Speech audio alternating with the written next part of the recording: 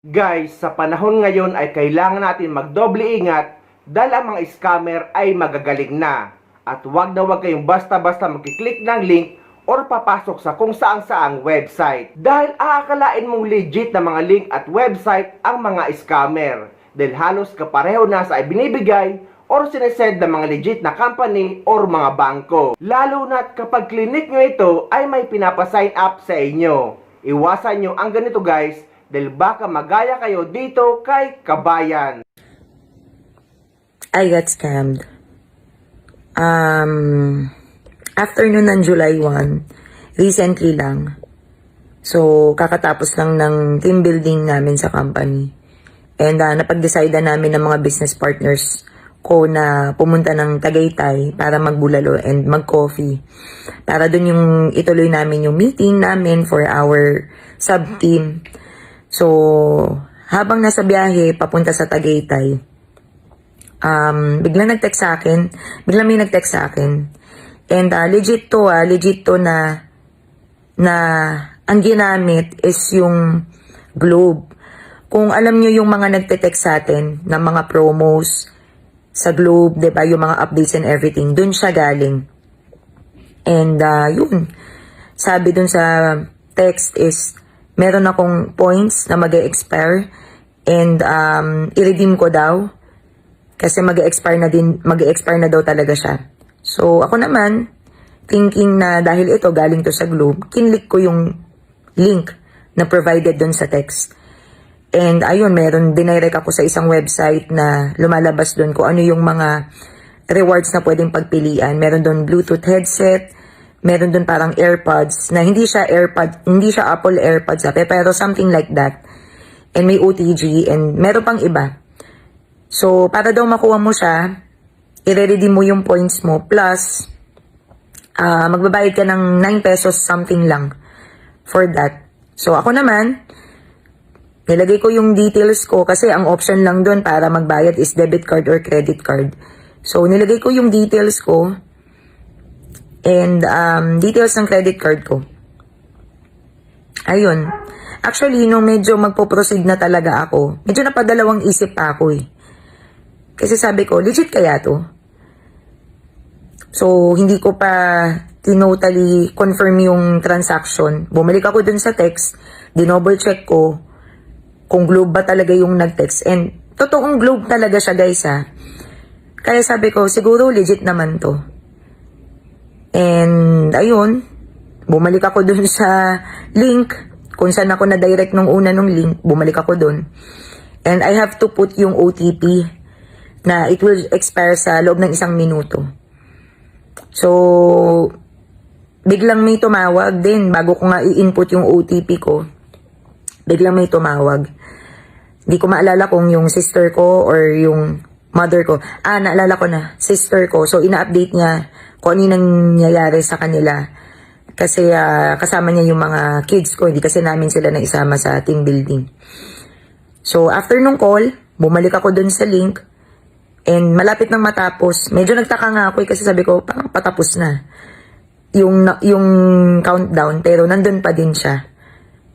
So, yun. In-input ko yung OTP. And guys yung OTP, hindi siya galing sa text message eh. Para siyang disappearing message. So, ganun kagaling yung mga scammers ngayon. Alam niyo yung parang mga disappearing message na pag pinindot mo yung message na nag-pop up sa screen mo, hindi mo alam kung saan mo siya hanapin afterwards, kung sa text or something. Di ko talaga alam. So, hindi ako aware. Pero wala siya sa text eh. So, nilagay ko yung OTP na lumabas dun sa disappearing message na yun. And, yun. Biglang nun sa link na hindi daw valid yung card ko for that transaction. Pero ang malupit, right after nun, eto na, biglang nag-text yung BPI sa akin na nagkaroon ako ng transaction. Eto guys, it's just a matter of seconds lang Nagkaroon ako ng transaction sa Cathay Pacific, Singapore, amounting to 77,000 plus, almost 78,000 pesos. And doon ako napaisip na, at nasabi ko talaga na, shit, na-scam ata ako. So grabe, nanginig yung laman ko, hindi ko alam yung gagawin ko. Actually, papunta ako ng toilet nun eh, kasi pagkadating namin dun sa kakainan namin ng bulalo, papunta dapat ako ng toilet nun eh. As in, hindi natuloy yung pag-ihi ko. Tinawag ko kaagad si Arvin, yung husband ko. Sabi ko, baba ka dito kasi kasama niyo iba namin kasama. Ganito, ganyan. And, ayun, sobrang nanginginig ako noon. Tumawag ako kaagad sa BPI. Kasi syempre, 78,000 pesos yun. Tumawag ako kaagad sa BPI. Pinablock ko yung card ko. And then, sa mahaba yun eh, yung usapan namin nung kausap ko sa BPI. And then, in-advise din niya ako na since ang lumabas na merchant is Cathay Pacific Singapore. Sabi niya, tawagan ko daw yung Cathay Pacific. So, tumawag ako. Medyo mahaba din yung conversation namin with Cathay Pacific kasi yung sumagot, syempre, hindi naman siya, I think hindi siya American or something, parang Indian or Chinese. So, medyo may language barrier. Meron kaming konting problem sa, hindi kami masyado nagkakaintindihan. So, di ko masyado magets yung, yung pagsasalita niya. And, ayun, after nung call na yun, parang I was just really hoping and praying na sana ma-reverse talaga yung transaction. So, although nakakalungkot, pero since may meeting kami, tuloy lang yung meeting.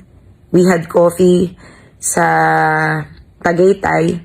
So, tuloy lang yung meeting. Masaya that night. Sobrang daming ideas, sobrang daming plans and everything.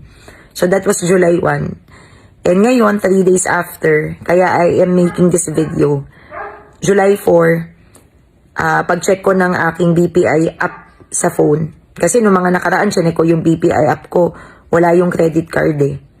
Kasi nga, pinablock ko siya. Pero ngayon, pag-check ko ng phone ko, ng application ko sa phone, ayun, nakita ko yung BPI. And pag-login ko, nakita ko na nag-push through yung transaction. Na-credit sa akin yung almost 78,000. Hindi, 78,000 na siya actually. Kasi siguro may mga charges pa ganyan. So wala lang, ginawa ko lang tong video na to para at least malabas ko lang yung konting nararamdaman ko. Hindi ako tanga, hindi ako bobo. I'm a very vigilant person. Hindi ko alam what came into me that day. Dalawang isip na ako eh. Pero pinustro ko pa rin. Alam mo yun, doon ko na-realize talaga, trust your instinct. Trust your guts. Pagka naisip mo na wag mo ituloy, wag talaga. Napaisip ka, napadalawang isip ka, wag na. Especially sa mga ganyang scenario. And alam ko naman, maraming iba pa na mas malaki pa yung nakuha sa akin.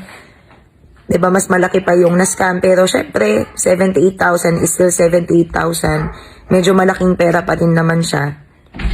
I'm blessed na lang na meron akong opportunity na ginagawa na kahit papano, sabihin na lang natin, mababawi ko siya sa mas mabilis na time. Pero wala eh, sayang pa rin talaga.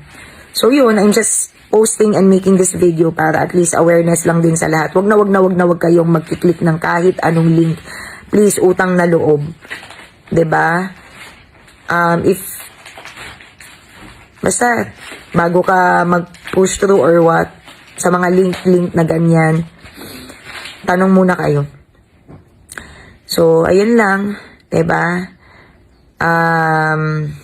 Yun. So, I hope this serves as a lesson and a reminder to each and every one of us. And if ever man na kagaya ko, meron ka din ganyang situation na merong nangyaring situation sa'yo na hindi maganda, it's okay na namnamin mo yung pangit na feelings, 'di ba? Kasi syempre tao lang naman tayo. Pero at the end of the day,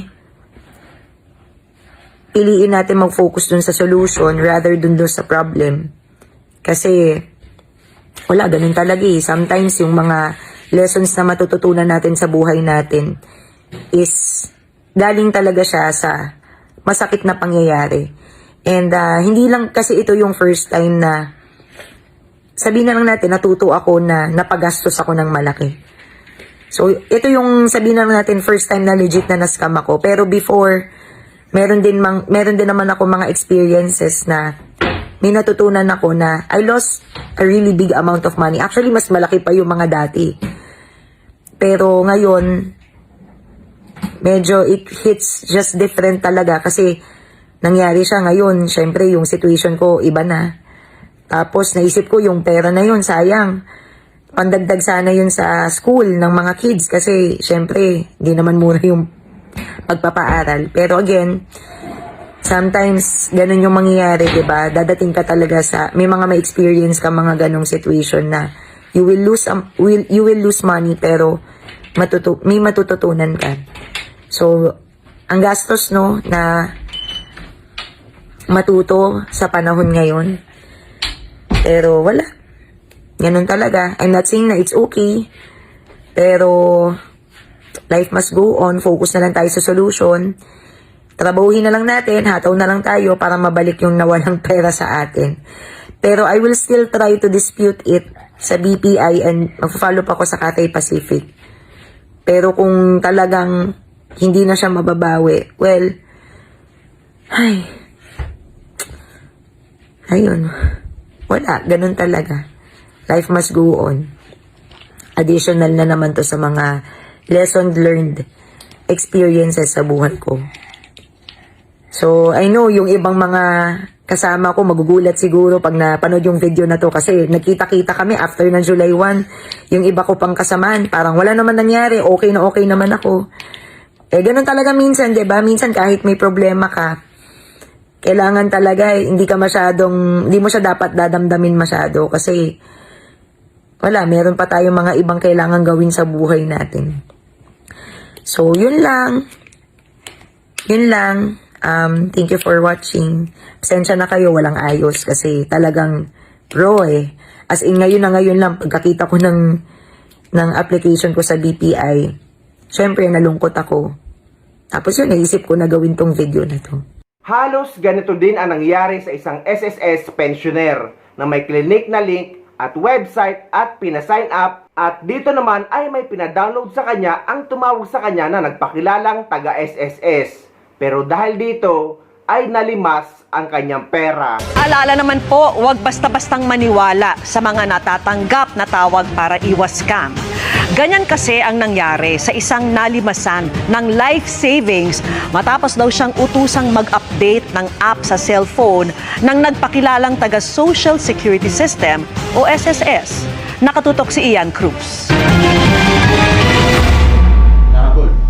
Kumakalat ngayon online kung paano ang life savings ng isang senior citizen sa 4 na bangko naglahong parang bula dahil sa scammer.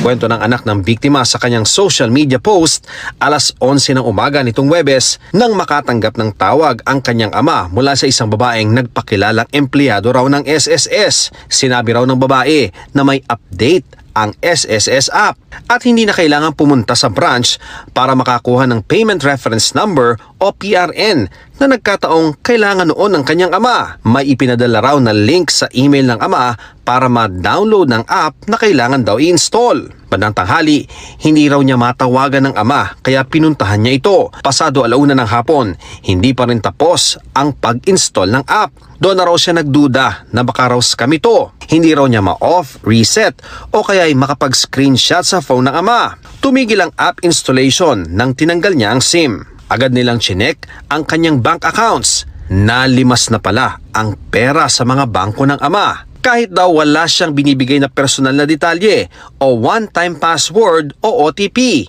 Inalis sila sa phone ang app installer, nireport sa mga bangko ang mga transaksyon, pinablock ang mga card at nagpalit ng passwords at PIN. Ang Social Security System nagpaalala na hindi tumatawag o nagpapadala ng mensahe ang SSS para mag-alok ng espesyal na pribilehyo kapalit ng pag-update ng My SSS o SSS mobile app. Sa tingin ng isang cybersecurity professional, posibleng remote access Trojan ang malware o malicious software na ipina-download ng tumawag. Kaya parang naka-take over sa cellphone ng biktima ang scammer. When installed in your phone or in your laptop, the threat actor will have access, full access to your device, and can even prevent the owner mismo, no, to operate the device. Nakikita niya lahat, nananavigate niya, no, na yung kung saan siya pupunta. Pag may pumasok na OTP, pupunta siya doon sa message, makikita niya. So, kung nag-transact siya, Ang dapat daw tandaan para hindi mabiktima ng mga scammer. Huwag kakagat mula sa mga text o tawag, lalo ng mga taong hindi kilala. Huwag tayo makipagtransaksyon dahil hindi tayo nakakasiguro na maganda ang kahinatnan nito. Ang PNP Anti-Cybercrime Group umaasang lalapit sa kanilang tanggapan ng biktima para matulungan nila ito. Sana matingnan namin, makausap yung biktima para malaman talaga natin kung ano yun.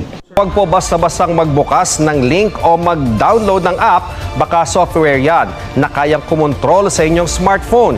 Isang pensyoner ang nasimutang pera sa bangko at e-wallet nang mag-install ng app na ipina-download ng nagpakilalang taga-SSS. Narito po ang aking report.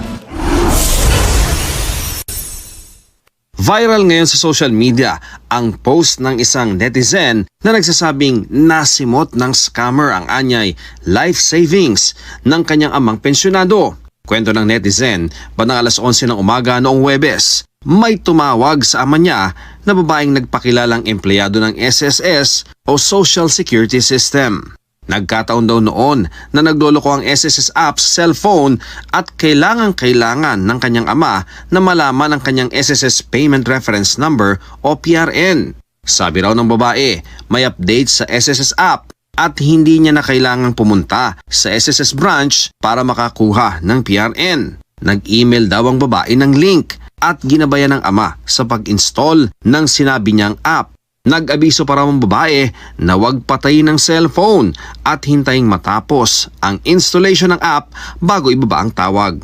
Noong tanghali, hindi raw matawagan ng netizen ang ama niya kaya pinuntahan na niya ito sa kanyang bahay. Sabi raw ng kanyang ama, wala siyang natanggap na anumang mensahe o tawag mula sa anak. Nang mapansin nilang pasado alauna ng hapon ay di pa tapos ang app installation, kinutuban ng netizen na baka na-scam na ang ama. Hindi raw nila ma-shutdown o ma-restart ang cellphone, ni hindi rin daw makapag-screenshot. Nahinto lang daw ang installation nang tanggalin nila ang SIM card. Pag-check nila sa bank accounts ng ama, nakita nilang nasimot ang laman ng mga ito. Kahit wala raw silang ibinigay na password, OTP, phone number o anumang personal na detalye. Binura na raw nila sa phone ang app installer. Isinumbong sa mga bangko ang mga transaksyon na di nila ginawa. Pinablock daw nila ang mga card at online account ng ama at nagpalit ng passwords at PIN. Hinala ng netizen, mga senior citizen talaga ang puntirya ng scammer. Ayon sa isang cybersecurity professional, ang malware o malicious software na pinadownload sa ama ay isang remote access trojan. when installed in your phone or in your laptop, the threat actor will have access, full access to your device, and can even prevent the owner mismo, no, to operate the device. Nakikita niya lahat, nananavigate niya, no, na yung kung saan siya pupunta. Pag may pumasok na OTP, pupunta siya doon sa message, makikita niya. So, kung nag-transact siya, Para di mabiktima, payo ng eksperto, huwag basta-basta patulan ang mga text o tawag, lalo na kung di kilala. Babala ng SSS, hindi sila tumatawag o nagpapadala ng mensahe para magbigay ng link sa pag-update ng kanilang My .SSS account o SSS mobile app. Maaring magsumbong ang mga nabiktima sa email o hotline ng SSS Special Investigation Department o sa PNP Anti-Cybercrime Group. Actually guys, kahit nga ako isang OFW dito sa Dubai, ay madalas rin may tumatawag sa akin na taga-bangko ko mismo at alam niya kung saan ang branch ng account ko sa Pilipinas. At alam niya ang aking mobile number. Lagi nilang sinasabi na kailangan ko daw mag-update dahil kapag hindi daw ako nag-update ay mabablock ang aking account. Pero dahil nga aware ako dito sa mga ganitong scam or modus, ay hindi ko ito pinapatulan at sinasabi ko sa kanila na wag ako ang scamin nila. Sabay binababa na nila ang kanilang telepono dahil nga wala silang nakukuha sa akin. Kaya guys, kung may kailangan kayong gawing update, ay dapat sa mismong bangko nyo ito gagawin. Kung payment reference number naman ang kukunin nyo sa SSS, at kung hindi kayo registered online, ay kailangan nyo talaga sumadya sa mismong opisina. Dahil guys, kung hindi kayo registered at hindi nyo nabubuksan ang SSS account nyo sa website or sa app, ay hindi kayo makakakuha ng payment reference number. Kaya huwag kayong maniniwala na kailangan nyo lang mag-download ng app para makakuha kayo ng payment reference number or ng PRN.